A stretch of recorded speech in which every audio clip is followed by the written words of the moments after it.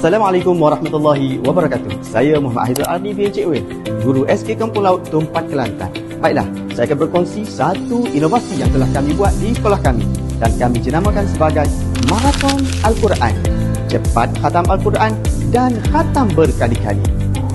Baiklah, terlebih dahulu saya ingin berkongsi isu mengapa program ini dilaksanakan di sini. Yang pertama, kami mendapati ramai murid yang lambat dan tidak khatam Al-Quran.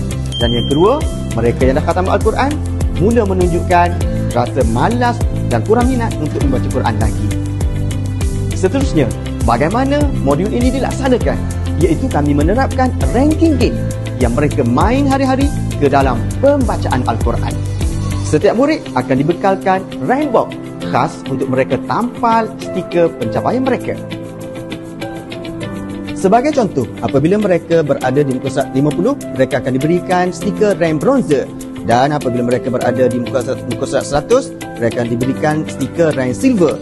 Dan seterusnya, sehinggalah mereka berada di muka surat 604, iaitu khatam, mereka akan diberikan stiker Grand Master. Dan inilah stiker yang mereka idam-idamkan, peringkat tertinggi di dalam permainan game mereka. Dan yang paling menariknya lagi ialah apabila mereka mencapai Grandmaster, satu stiker khas akan diberikan untuk ditampal pada baju mereka. Dan inilah yang membuatkan mereka berbangga dengan kawan-kawan mereka. Akhir sekali, Alhamdulillah, pelaksanaan modul ini telah menunjukkan impak yang sangat besar untuk kami di sini. Alhamdulillah, kita menyaksikan perlumbaan di antara murid-murid di sini. Dan mereka seronok membaca Al-Quran tanpa dipaksa.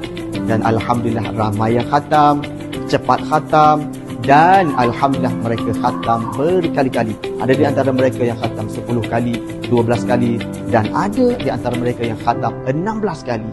Alhamdulillah, itu saja perkongsian saya.